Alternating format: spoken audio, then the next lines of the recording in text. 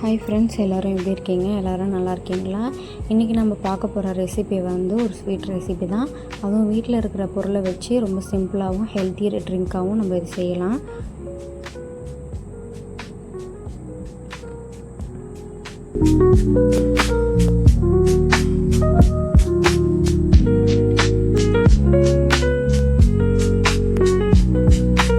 தேவையான பொருள் பார்த்துக்கலாம். ஒரு கப் கோதுமை எடுத்திருக்கேன், கொஞ்சம் வெல்லம் எடுத்திருக்கேன், தேங்காய் துருவல் எடுத்திருக்கேன், ஒரு 4 ஏலக்காய் வந்து தட்டி எடுத்து வச்சுருக்கேன்.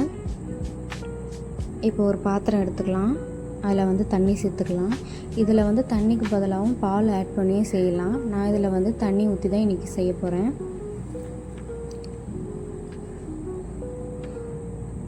ஏலக்காய் போட்டுக்கலாம்.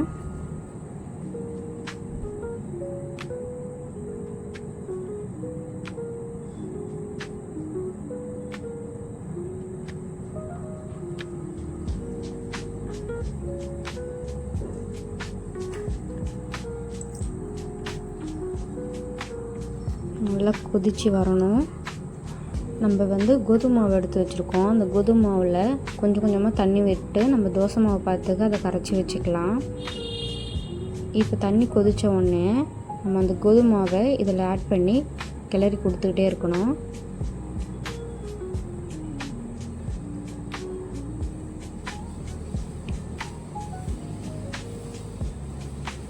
மிதமான தீயில வச்சு இது செய்யுங்க, ஏன்னா இது அடி பிடிச்சிரும்.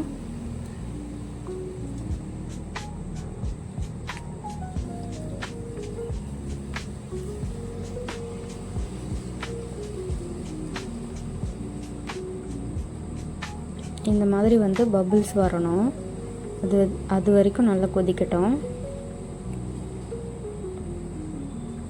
உங்களுக்கு வந்து கொஞ்சம் கெட்டியாயிடுச்சுன்னா நீங்கள் தேவைப்பட்டால் தண்ணி ஊற்றிக்கலாம், இல்லைனா பால் ஊற்றிக்கலாம்.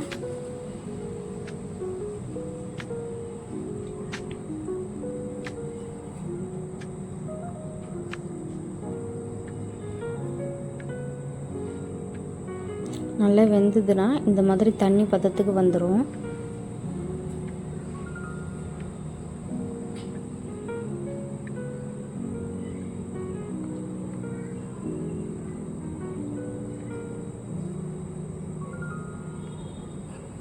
நல்லா கிளறி கொடுங்க.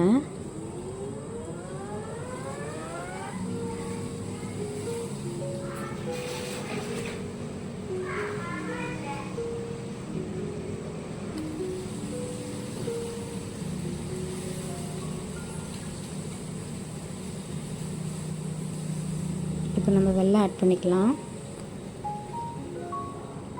நீங்கள் வெல்லத்துக்கு பதிலாக நாட்டு சர்க்கரையும் யூஸ் பண்ணிக்கலாம், நார்மல் சர்க்கரையும் யூஸ் பண்ணிக்கலாம். நான் இன்றைக்கி வெல்லத்தை போட்டு தான் இன்றைக்கி செய்ய போகிறேன்.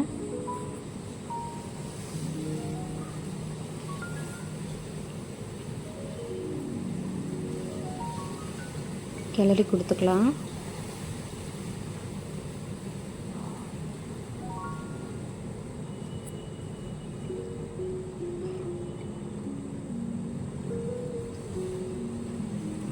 நம்ம டீ காஃபிக்கு பதிலாக நம்ம இந்த மாதிரி கூட செஞ்சு நம்ம குடிச்சிட்டு வரலாம்.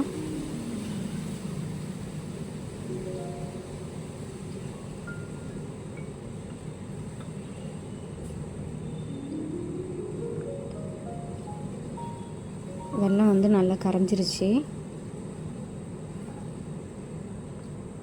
இது கூட வந்து ஒரு கைப்பிடி அளவு வந்து தேங்காய் துருவல் சேர்த்துக்கலாம்.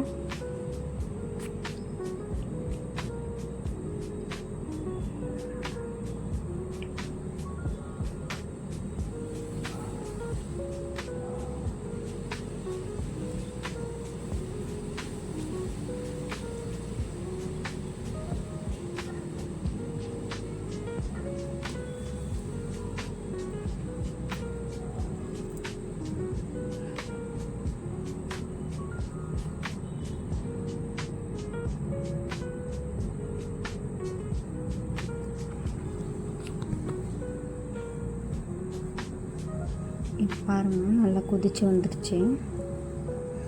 இப்போ நம்ம இதை இறக்கி வச்சுக்கலாம். இறக்கி வச்சுட்டு ஒரு பேன் எடுத்துக்கோங்க. அதில் கொஞ்சம் நெய் ஆட் பண்ணி முந்திரி, ஏலக்காய், திராட்சைலாம் போட்டு நல்லா வறுத்துக்கோங்க.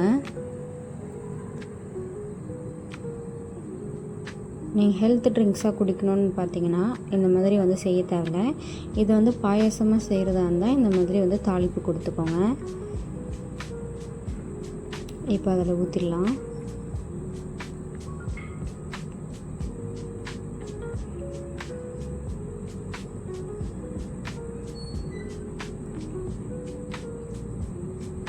பாருங்கள் ஃப்ரெண்ட்ஸ், நம்ம வீட்டில் இருக்கிற பொருளை வச்சு நம்ம ஈஸியாகவும் ஹெல்த்தியான ஒரு இந்த ரெசிபி பார்த்துருக்கோம்.